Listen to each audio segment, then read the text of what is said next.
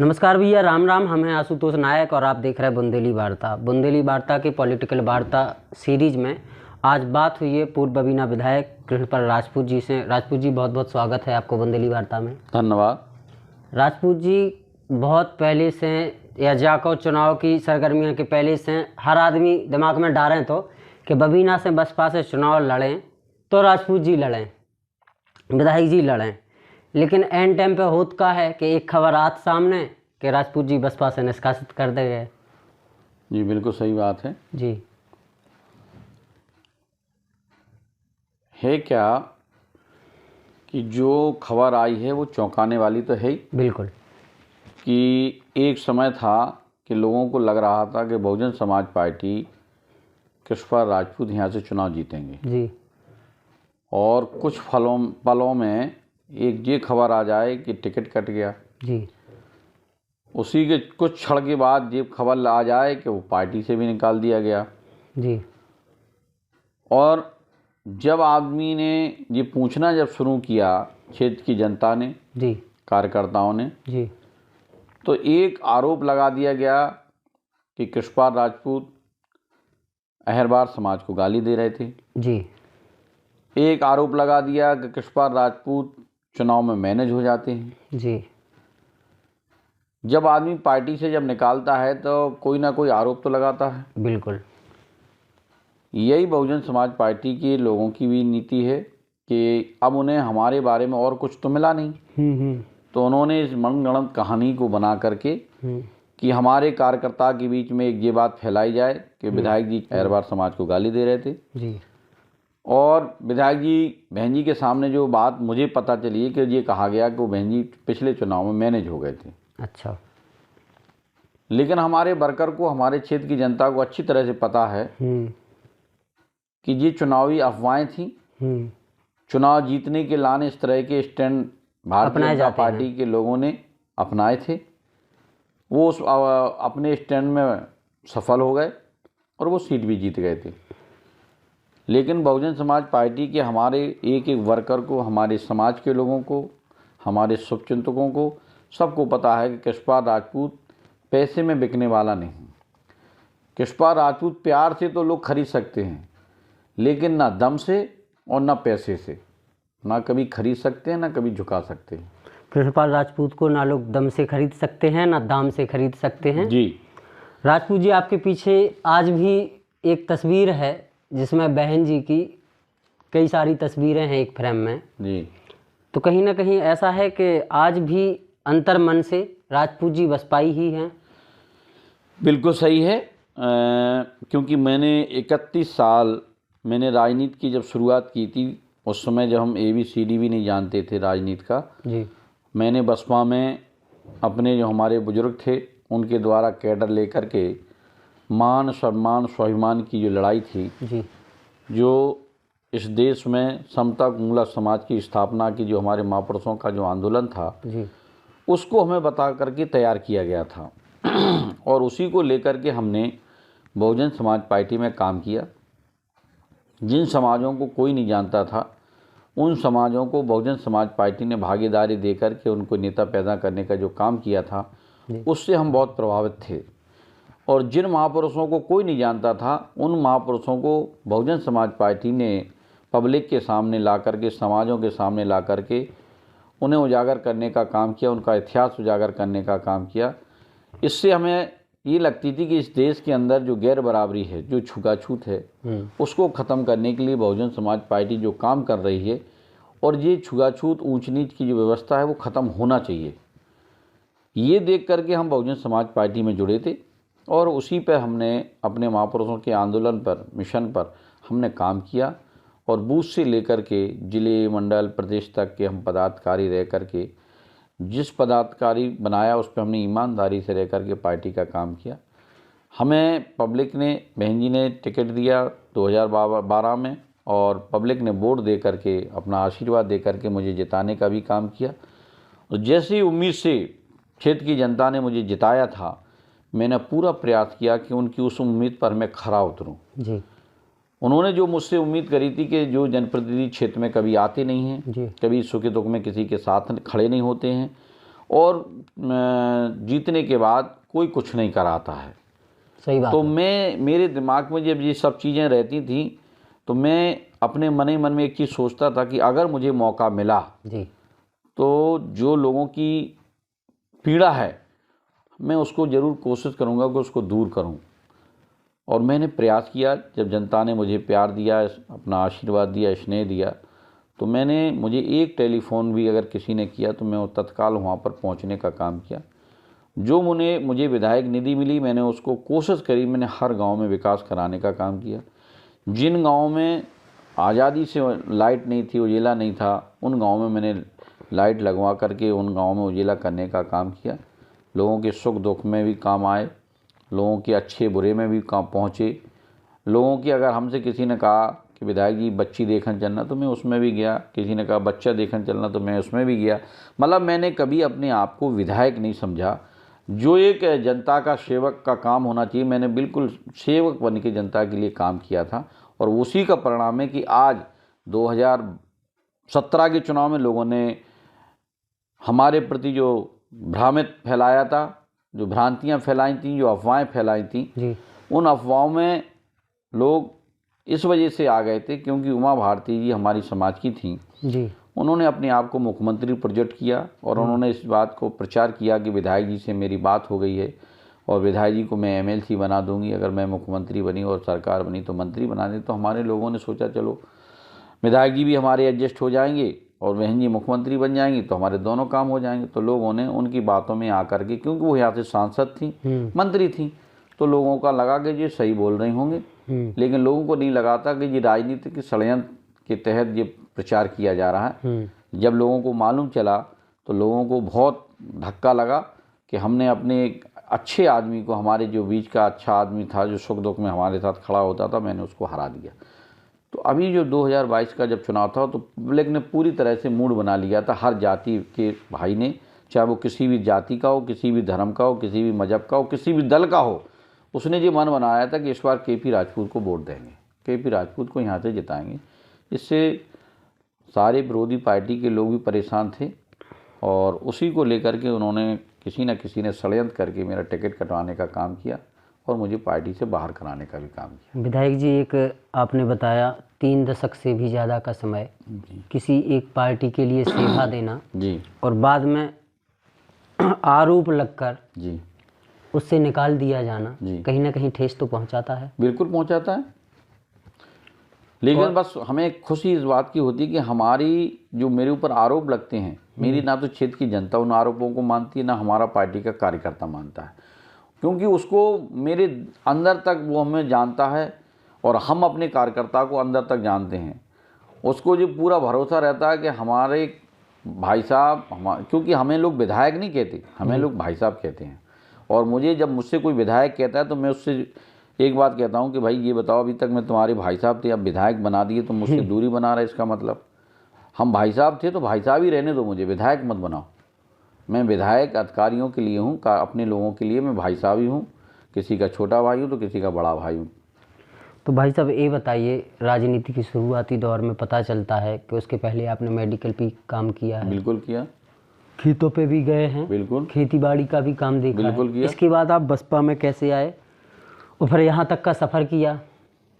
देखिए, मैंने बताया कि जब हमारे जो बुजुर्ग लोग थे वो जब हमारे पास जाते थे जी, तो वो जब हमें ये बातें बताते थे मिशन की, तो फिर 1-2 हम कैडर में गए। माननीय हमारे उस समय एमएलए रहा करते थे माननीय सतीश जतारिया जी, उनके साथ जब मैं जाता था क्षेत्र में, उसके बाद तिलक चंद अहरवार जी के साथ में जब क्षेत्र में जाता था, तो जब मैं कैडर सुनता था और उनके भाषण सुनता था तो मुझे लगता था कि नहीं यार, ये देश के अंदर जो जातिवाद है, जो ऊंच नीच है, जो छुआछूत है, ये अच्छी बात नहीं है, इसको ख़त्म होना चाहिए। और इस ख़त्म करने के लिए बहुजन समाज पार्टी जो मूवमेंट चला रही है, जो मिशन आंदोलन चल रहा है, इसमें हमें अपना सहयोग भी देना चाहिए। तो मैं उन्हीं बातों से प्रभावित होकर के मैंने बसपा ज्वाइन की थी। इस 3 दशक के दौर में कई बार ऐसा भी आया होगा कि प्रतिद्वंदी पार्टी, विपक्षी पार्टी सत्ता में आई होगी जी, कई प्रकार की कठिनाइयाँ भी आई होंगी, आपको दबाने का भी प्रयास किया गया होगा, क्योंकि सत्ता जो पार्टी बहुमत में आ रही है और आप उसी दल में कहीं एक सीट से विधायक हों तो कहीं ना कहीं प्रेशर तो बढ़ता ही है। नहीं, हमारा एक ऐसा स्वभाव रहा, चाहे वो समाजवादी पार्टी के लोग हों, चाहे भाजपा के लोग हों, चाहे किसी भी दल के हों, हमें कभी किसी ने प्रयास नहीं किया दबाने का जी। ना मुझके ऊपर कोई मेरे ऊपर गलत आरोप लगाने का कोई काम किया, ना मुझ पर प्रेशर बनाने का काम किया, क्योंकि हमारा जो स्वभाव है बहुत ही मधुर मिलन स्वभाव है। अगर हमारा विरोधी भी हमारे पास आ जाता है और अगर मुझसे के पास बैठ के भी जाएगा तो वो एक बार जा कर के ये तारीफ जरूर करेगा, यार राजपूत जी आदमी बहुत अच्छे हैं। क्योंकि मुझे कभी नहीं लगा कि मैं समाजवादी पार्टी में एमएलए हूँ या समाजवादी पार्टी में मैं अकेला एमएलए हूँ। मुझे अधिकारियों का बहुत सपोर्ट मिला और ना नेताओं ने मुझे कभी प्रयास किया दबाने का, ना मुझे कभी मेरे कामों में हस्तक्षेप करने का प्रयास किया किसी नेता ने। मैंने जो अधिकारी से अपना काम, क्षेत्र की जो समस्या थी, चाहे रोडों की समस्या हो, पानी की समस्या हो, बिजली की समस्या हो, हमेशा अगर हमने कोई बात करी तो मेरी बात को तवज्जो दी गई और मेरा काम करा गया और मेरी बात सुनी गई। विधायक जी एक बार क्रिकेट के मैदान पर भी गए हैं, झांसी के कई नेताओं के साथ, विधायकों सांसदों के साथ क्रिकेट भी खेला है। जी हाँ। कैसा अनुभव रहा? मेडिकल कॉलेज में एक टूर्नामेंट हुआ था जी। उसमें डॉक्टर थे और हम सब नेता थे सारे दलों के, सब लोगों ने क्रिकेट खेला था। हमने कहा कि हमारा जो भाईचारा रहा, चाहे वो किसी भी दल का हो, हमें कभी लगता ही नहीं था कि यार ये दूसरे दल में, हम दूसरे दल में। हाँ, जब मंच पे होते हैं तो हम अपने दल की बात करते थे, वो अपने दल की बात करते थे। हम अगर किसी विरोधी के सामने भी बैठे रहते तो हम कभी अपने दल की बात को नीचे नहीं होने देते थे। हम ये नहीं सोचते थे कि यार ये सामने वाले दूसरे दल के हैं, यार इन्हें बुरा लगेगा। हम अपनी बात कहते थे, वो अपनी बात कहते थे, तो हम कोशिश करते थे कि अपनी बात को मनवा के आते थे जी। मैंने डर के दब के राजनीति कभी नहीं की। कहीं ना कहीं आपने विचारों की लड़ाई लड़ी है। बिल्कुल। मन से सब एक रहे हैं जी। ठीक, तो मनमुटाव नहीं रहा है किसी से, ना कोई ऐसी प्रतिस्पर्धा रही है, नहीं, केवल विचारों की लड़ाई रही है। बिल्कुल। कि अपनी पार्टी को कैसे आगे बढ़ाया जाए, कैसे अपनी पार्टी की विचारधारा को लोगों तक पहुंचाया जाए। जी जी। अब जब ऐसी खबरें आती हैं, आप पर आरोप लगते हैं, निष्कासन होता है, तो इसके बाद अब क्या स्टैंड है? कई अफवाहें ये भी आ रही हैं कि समाजवादी पार्टी ज्वाइन कर रहे हैं सर, भाजपा ज्वाइन कर रहे हैं या कोई और पार्टी में जा रहे हैं। कई लोग अपने अंदर से ही कयास लगा रहे हैं कि निर्दलीय भी आ सकते हैं। देखिए, हर आदमी एक चीज़ जानता है कि जब चुनाव के वक्त पे किसी को जब पार्टी से निकाला जाएगा, टिकट काटा जाएगा, तो स्वाभाविक है कि वो कहीं ना कहीं अपना मुकाम ढूंढता है जी। या तो वो निर्दलीय आता है या वो किसी दल से आता है जी। तो आदमी अटकलें तो लगाते हैं और लगाना भी स्वाभाविक है, क्योंकि होता भी यही है। लेकिन अभी भी हम बहुजन समाज पार्टी में मेरा मन है, मेरा तन है और मेरा पूरा समर्पण है। आज भी मैं अपने नेता का इंतज़ार में हूँ कि मेरे नेता को सही बात मेरी पहुँचे, और अगर हमारे नेता ने जो निर्णय लिया है उस निर्णय को हो सकता बदले, तो मैं उसी का भी इंतज़ार कर रहा हूँ। और अगर हमें लगेगा कि नहीं, निर्णय हमारी बात ऊपर तक नहीं पहुँच रही है, क्योंकि बहन जी जब टिकट जिसका काट देती हैं उससे मिलती भी नहीं है। तो नहीं तो मैं मिल के अपनी बात रखना चाह रहा था, लेकिन मुलाकात नहीं हो पाई। मुझे विश्वास है कि मेरी बात ज़रूर उन तक पहुँचेगी, और नहीं पहुँचेगी, और नहीं होगा तो कोई ना कोई तो निर्णय लेंगे। और जब निर्णय लेंगे तो जहाँ हमें लगेगा कि जौन दल हमें भागीदारी देने की बात कहेगा, तो फिर उस दल में हम जा कर के अपना राजनीति करें। अभी कहीं किसी से कोई बात नहीं हुई है? नहीं, लोग तो बहुत लोग आ रहे हैं, सारे दल के लोग आ रहे हैं, सब हर पार्टी के लोग भी आ रहे हैं, अपनी अपनी बात बता रहे हैं। और लेकिन हमारा सिर्फ इतना है कि क्योंकि हमारे साथ जो वर्कर है, हमारा ये सब जात के जो हमारे साथ लोग जुड़े हैं दिल से, मैं उनकी भावनाओं की कदर करते उनसे बात कर रहा हूँ, उनसे पूछ रहा हूँ। और जहाँ हमारे ज़्यादा से ज़्यादा लोगों का मत होगा कि हमें वहाँ चलना चाहिए, तो अब हम कार्यकर्ता ने अभी तक हमारी बात सुनी, अब हम कार्यकर्ता की बात सुन करके निर्णय डिसीजन लेंगे। जो मतलब यहाँ की जनता का वो होगा आपके प्रति मत, तो आप वैसा काम करेंगे। जी। आपने सर बताया कि तिलकचंद जी के साथ भी आपने काम किया है। जी। वो समाजवादी पार्टी से जुड़ चुके हैं। कहीं ना कहीं राकेश पाल जी आपके जूनियर रहे हों, सीनियर रहे हों, ये तो पता नहीं, उनके साथ भी आपने काम किया है। बिल्कुल। ये लोग भी सपा में आ गए हैं जी। तो इसको आप कैसे देखते हैं? देखिए है क्या कि हमारे लोग तो इस समय कांग्रेस में भी हैं जी, समाजवादी पार्टी में भी हैं, भीम आर्मी में भी हैं, माननीय बाबू जनहितकार मंच में भी हैं, जी, सब दलों में हैं। जो बसपा से निकले हुए लोग हैं वो सब में हैं। जी, कुछ लोग इस समय ओवैसी जी की पार्टी में भी हैं, कुछ आप में भी हैं। तो हर जो हमारे लोग जहाँ हैं उनका प्रयास भी है कि हमारे साथ आ जाएं, क्योंकि वो लोग भी जानते हैं, हमारी कार्यशैली से परिचित हैं। जी, मेहनत में हम कभी कोई कसर नहीं छोड़ते। तो प्रयास तो सब कर रहे हैं, सारे दलों के लोग लगे हैं कि मेरे साथ आ जाओ, मैं आपको चुनाव लड़ा रहा हूँ, मेरे साथ आ जाओ, मैं आपको चुनाव लड़ा रहा हूँ, मेरे साथ। कुछ हमारे लोग ऐसे भी हैं वो ये कह रहे हैं नहीं अब किसी दल में नहीं जाना है, अपन को निर्दलीय लड़ना है। कुछ हमारे और भी लोग हैं वो ये कहते हैं कि भाई साहब इसमें शांत रहने की ज़रूरत है। तो हम जो जैसे लोग हैं, अब बस ये है कि हमें ये देखना है कि ज़्यादा परसेंटेज लोगों का क्या है, कहाँ के लिए कह रहे हैं। हाँ, अगर लोग कहेंगे नहीं शांत बैठना है तो शांत बैठेंगे, अगर लोग कहेंगे कि नहीं निर्दयी लड़ना है तो निर्दयी लड़ेंगे, अगर लोग कहेंगे नहीं भाई साहब अपन को टिकट लेके लड़ना है तो टिकट लेके लड़ेंगे, कोई कांग्रेस से लड़ना है तो कांग्रेस से भी लड़ जाएंगे, और उनका भाजपा से अगर मिल जाए तो भाजपा से लड़ जाएंगे, सपा से मिल जाए तो सपा से लड़ जाएंगे। जो हमारे लोग कहेंगे और जो दल हमें टिकट दे देगा उससे लड़ेंगे। विधानसभा चुनाव 2022 में राजपूत जी का लड़ना तय माने बबीना से, किसी भी दल से, निर्दलीय से? देखिए हमारी क्षेत्र की जनता के ऊपर है, अगर वो हमसे जो जैसा कहेगी हम वैसा करेंगे। अगर वो कहे निर्दलीय लड़िए आप, हम निर्दलीय लड़ेंगे। अगर वो कहे नहीं लड़िए तो नहीं लड़ेंगे। अगर वो कहे फलाने दल से लड़िए तो फलाने दल से लड़ेंगे। जहाँ हमारे लोग चाहेंगे वहाँ से लड़ेंगे, क्योंकि हमारा जो ताकत है, हमारा जो हौसला है, हमारा जो प्यार स्नेह आशीर्वाद हमारी जो क्षेत्र की जनता का है, हम उसी जनता के हिसाब से ही काम करेंगे, उन्हीं के हिसाब से निर्णय लेंगे। सर, राजनीतिक बाजार में एक और चर्चा है जो बहुत तेज़ी से गरमा रही है आपके निष्कासन की खबर के बाद जी, कि अखिलेश जी चाहते हैं कि आप बबीना विधानसभा से चुनाव लड़ें, क्योंकि वहाँ दो प्रबल दावेदार हैं और आमने सामने टकराने की वहाँ स्थिति बन रही है। तो कई जगह से सुनने को मिलता है कि अखिलेश जी चाहते हैं कि राजपूत जी आएँ ताकि ये मामला भी ठंडा हो जाए, और कोई यदि हम इन लोगों को टिकट देते हैं तो कहीं ना कहीं एक स्थिति खराब होने की गुंजाइश दिख रही है। तो ऐसा कुछ संपर्क हुआ है क्या? देखिए ये समाजवादी पार्टी के जो हमारे लोग हैं, क्योंकि समाजवादी भी पार्टी भी चाहती है कि हमारी एक एक सीट हमें ज़रूरत है जी, और उसके जो कार्यकर्ता हैं शुभचिंतक, उनकी भी एक चाहत है कि हमारी सीट निकले जी, तो उन्हें कहीं ना कहीं लगती है कि आप उसकी तसल में हमारी सीट ना चली जाए, और अगर विधायक जी अगर हमारे साथ आ जाएंगे तो हमारी सीट कंफर्म हो जाएगी जी।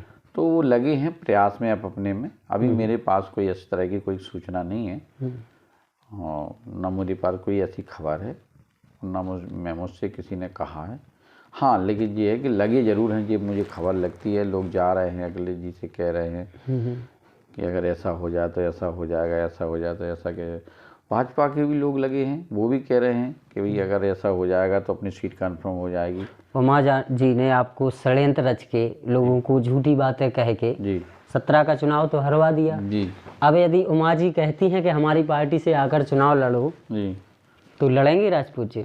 देखिए हमने क्या कहा कि हमारे क्षेत्र की जनता अगर कहेगी कि बीजेपी से लड़ना है, और अगर बीजेपी के लोग कहेंगे कि हम अपनी भूल सुधार कर रहे हैं, जो हमने मान लो धोखा दे करके या षड्यंत्र करके जो काम किया, उसको हम टिकट दे करके उसको सुधार लेंगे और सीट आपके माध्यम से हम जीत लेंगे, तो कोई बड़ी राजनीति में कोई गलतियां तो होती हैं, हमसे भी होती हैं।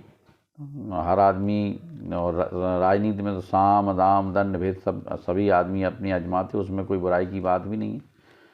हाँ, लेकिन बस ये है कि ये सब चाल फिर हमको नहीं आता, लेकिन अब धीरे धीरे सीख लेंगे। धीरे धीरे अब समय के हिसाब से जब ये सब रंग देख रहे हैं सीख लेंगे। सर, एक आखिरी सवाल है और आशा करते हैं कि सीधा और सटीक जवाब मिले जी। बुंदेली वार्ता के सभी दर्शक और आपके समर्थक जितने हैं, सभी लोग चाहते हैं कि आप एक चीज़ क्लियर कर देंगे कि चुनाव किसी भी पार्टी से लड़ें और बसपा यदि होश में आ जाए तो बसपा ही अपने उस पर ले ले अपना वो वापस, बसपा लड़ा दे या कोई और दल लड़ा दे, नहीं तो निर्दलीय लड़ें, तो लड़ेंगे ये कन्फर्म कर दीजिए। देखिए ये हम कंफर्म तो मान लीजिए 99% तो कंफर्म है कि चुनाव तो लड़ेंगे। और हम जिस दल में भी जाएंगे तो उस दल में सिर्फ एक ही बात के ऊपर जाएंगे कि हम चुनाव अगर हमें लड़ाएंगे तभी हम जाएंगे, नहीं तो फिर हम अपना आराम से शांत बैठेंगे। और अगर पब्लिक कहेगी कि निर्दलीय लड़ना है तो निर्दलीय लड़ेंगे। शांत बैठने की गुंजाइश 1% है केवल, बस, बाकी 99% चुनावी मैदान में उतरने की ही है। बिल्कुल। क्योंकि कहीं ना कहीं जो लोग आपसे जुड़े हैं और 3 दशक के ज़्यादा से समय से जुड़े हैं जी, तो उनके जो सपने होते हैं वो भी तैयारी कर रहे होते हैं। बिल्कुल। आप तैयारी कर रहे हैं, इधर आपका एक सपोर्टर वो भी तैयारी कर रहा होता कि हमारे नेताजी आ रहे हैं। बिल्कुल। नेताजी का एंड टाइम पे टिकट कट जाए या निष्कासन हो जाए, ये तो सब चुनावी वो लगते हैं, ये सब चुनावी बातें हैं कि ऐसे आरोप लगा दो या कुछ भी कर दो, ये सब चुनावी बातें होती हैं। तो वो भी तैयारी कर रहे होते हैं, तो आपको लड़ना एक ज़रूरी वो लगता है 99%।